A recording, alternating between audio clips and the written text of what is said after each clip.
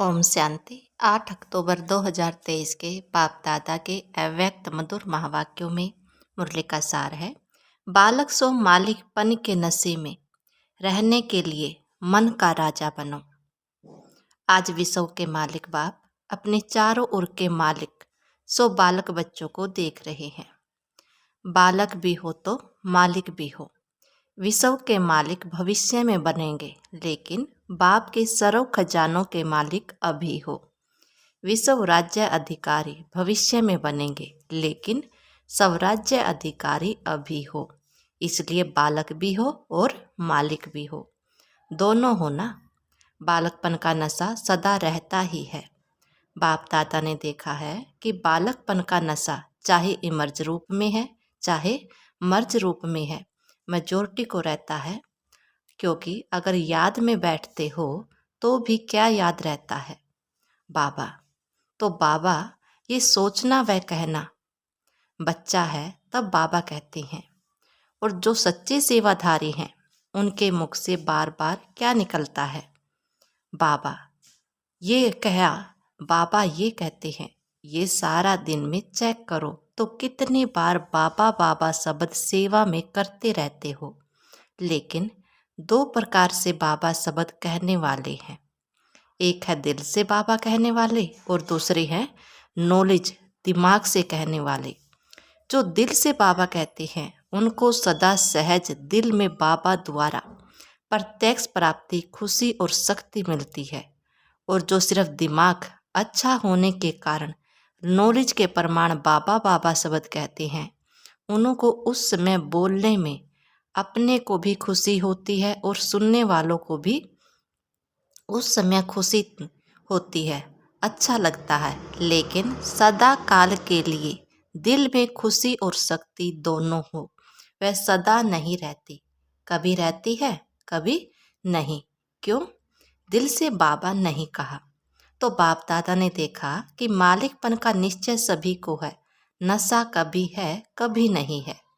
बाबा के हैं ये निश्चय, इसमें मेजोरिटी ठीक है। बालक तो हो ही, लेकिन सिर्फ बालक नहीं हो, बालक सो मालिक हो, डबल है। तो मालिकपन एक स्वराज्य अधिकारी मालिक और दूसरा बाप के सर्व खजाने के अधिकारी। क्योंकि सर्व खजानों को अपना बनाते हो। मेरा वर्षा दाता बाप है, लेकिन बाप ने दिया कि बाप वर्षे के मालिक हो, तो वह वर्षा सबको मिला है। जिसको किसी को कम और किसी को ज़्यादा तो नहीं मिला है, सबको एक जैसा मिला है ना। या किसी को 1 करोड़ मिला और किसी को 10 करोड़, ऐसे तो नहीं है ना। क्योंकि बाप के खजाने बेहद के हैं, कितने भी बच्चे हों, लेकिन बाप के खजाने बांटने से कम होने वाले नहीं हैं। खुला और संपन्न भंडार है। इसलिए बाप किसी को कम क्यों देवे, जब है ही बच्चों के लिए। किसी को ज़्यादा किसी को कम क्यों दे? तो एक बाप के वर्षे के अधिकारी मालिक और दूसरा स्वराज्य के मालिक। तो स्वराज्य मिला है, दोनों के मालिक हो, पक्का है ना। तो मालिक होकर कितना समय चलते हो? कहते भी हो कि स्वराज्य हमारा बर्थ राइट है, कहते हो, या महारथियों का बर्थ राइट है, हमारा थोड़े ही है। स्वराज्य का अधिकार अभी सभी को मिला है, थोड़ा थोड़ा मिला है। इस पर पूरा पक्का रहना है। तो चेक करो कि सर्व कर्मेंद्रिया ऑर्डर प्रमाण है। कर्मेंद्रिया आप स्वराज्य अधिकारी बच्चों की कर्मचारी हैं, मालिक तो नहीं है। आप मालिक हो, ये ठीक है कि कर्मचारी मालिक है और आप कर्मचारी बन जाते हो। तो बाप दादा ने देखा कि बच्चों की स्थिति में सबसे ज़्यादा जो मालिकपन बुलाने वाला है, वह समय प्रति समय राजा से अपने वश में रहने वाला है, वो है मन। इसलिए बाप का मंत्र भी है मन मना भव। तन मन मना भव, धन मन मना भव या बुद्धि मन मना भव नहीं है, मन मना मन भव है। तो मन अपना प्रभाव डाल देता है, मन के वश में आ जाते हैं। क्यों? देखो, कोई भी छोटी सी व्यर्थ बात, व्यर्थ वातावरण, व्यर्थ दृश्य सबका प्रभाव पहले किस पर पड़ता है? मन पर पड़ता है ना। फिर बुद्धि उसका सहयोग देती है। मन और बुद्धि अगर उसी प्रकार चलती रहती तो संस्कार बन जाता है। अभी भी अपने को चेक करो तो मेरा जो व्यर्थ संस्कार है वो बना कैसे? मानो किसी का संस्कार छोटी सी बात में सेकंड में मन में फीलिंग आने का बन गया है, तो ये संस्कार बना कैसे? फिर कहते हैं चाहते नहीं हैं, सोचते भी नहीं हैं, लेकिन हो जाता है। इसको कहा जाता है सरकमान संस्कार वंश। कोई का थोड़ा टाइम में मन मायूस हो जाता है, थोड़ा सा देखो सुना और मन मायूस हो गया।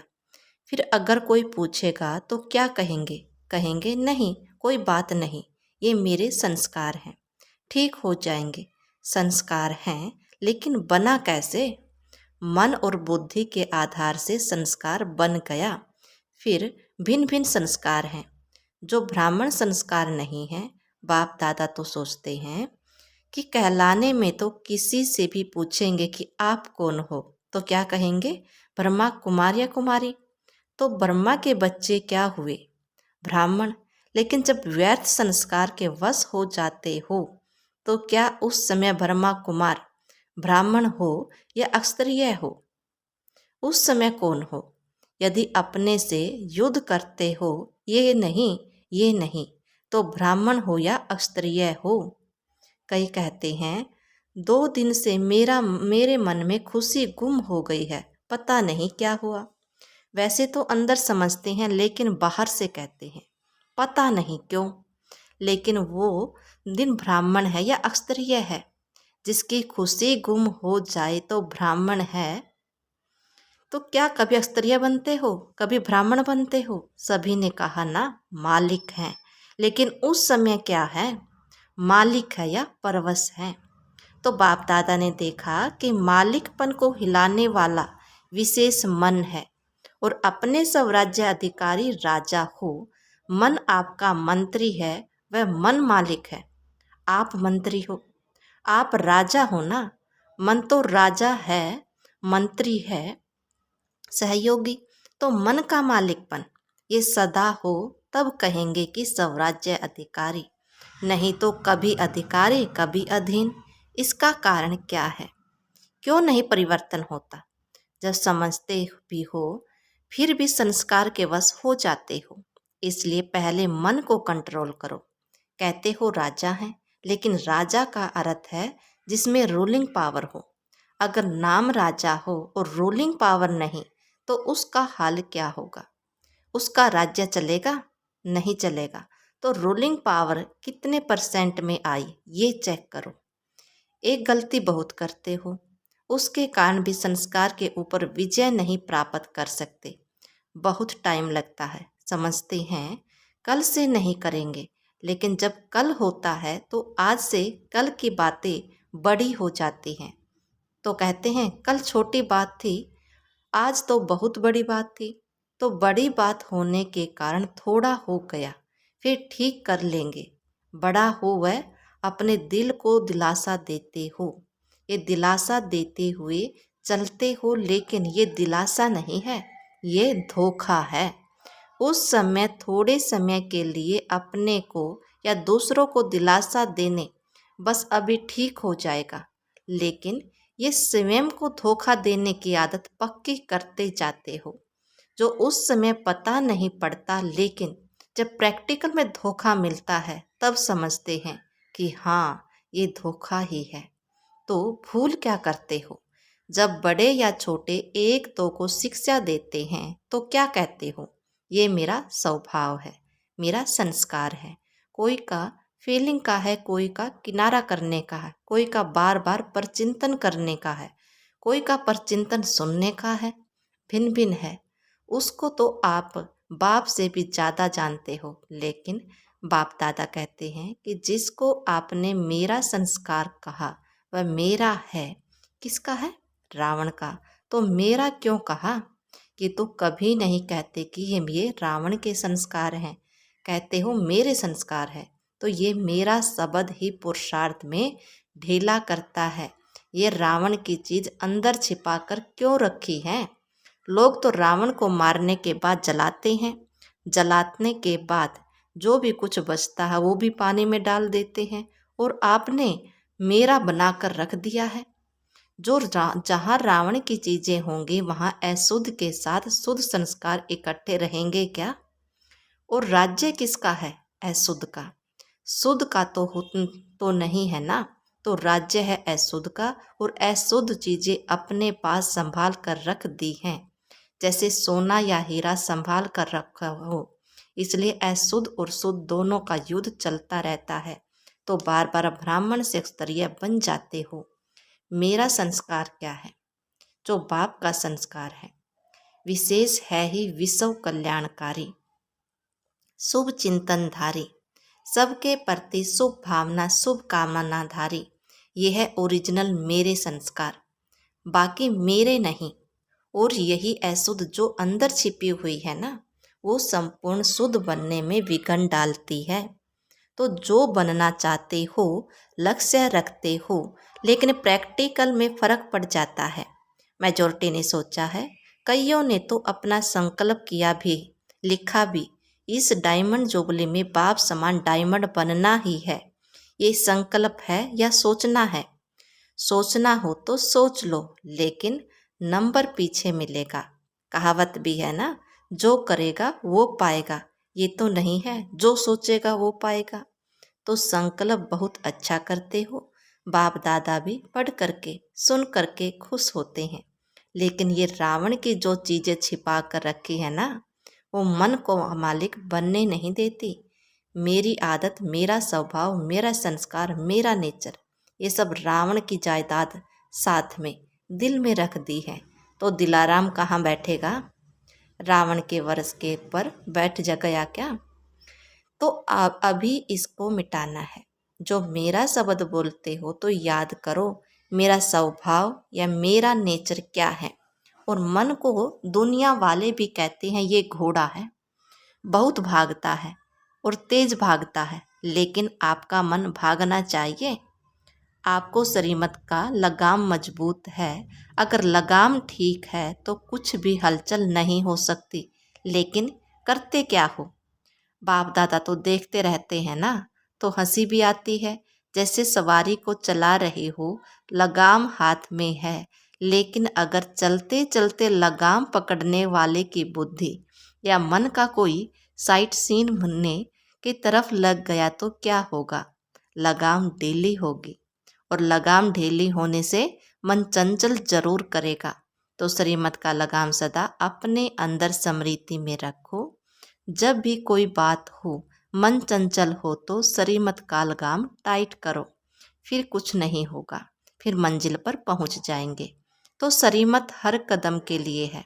श्रीमत सिर्फ ब्रह्मचार्य बनो ये नहीं, हर कर्म के लिए श्रीमत है।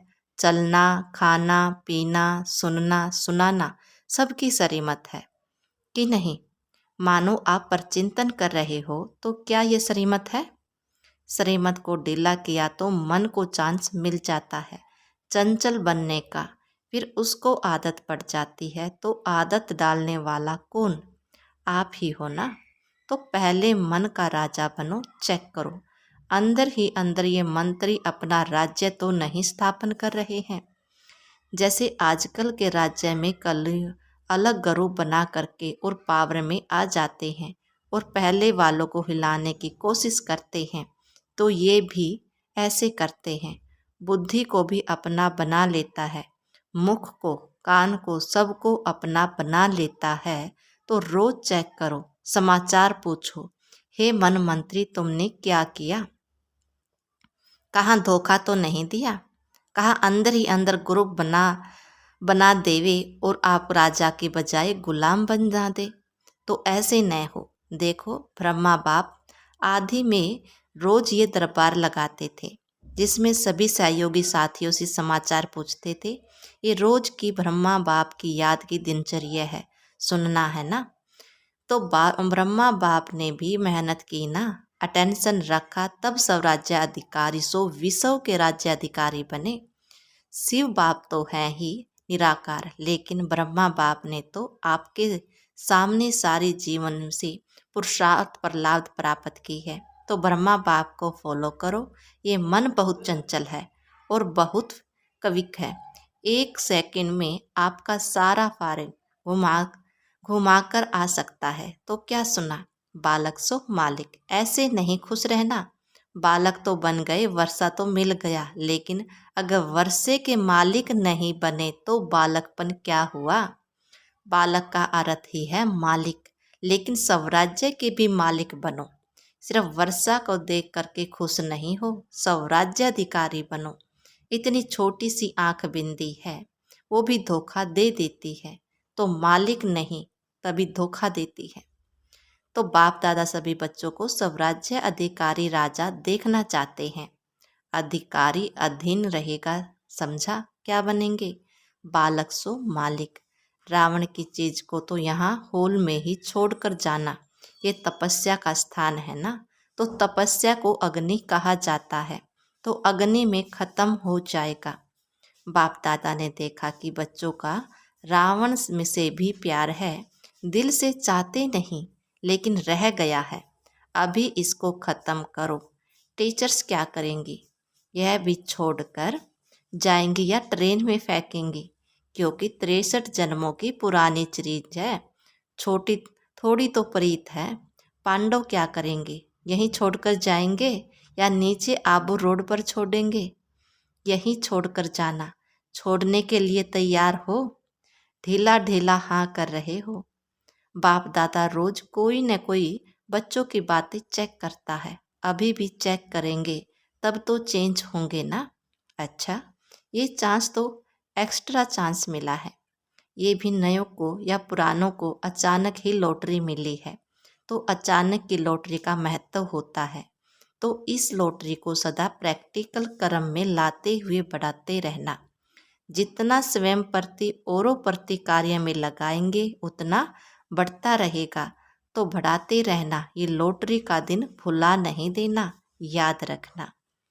चारों ओर के बालक सो मालिक, डबल अधिकार लेने वाले श्रेष्ठ आत्मा, सदा स्वराज्य अधिकारी बन अपना राज्य चलाने वाले भाग्यवान आत्मा, सदा बाप के संस्कार सो मेरे संस्कार, इस विधि से सेवा में आगे बढ़ने वाले श्रेष्ठ सेवाधारी आत्माओं को बाप दादा का याद प्यार और नमस्ते।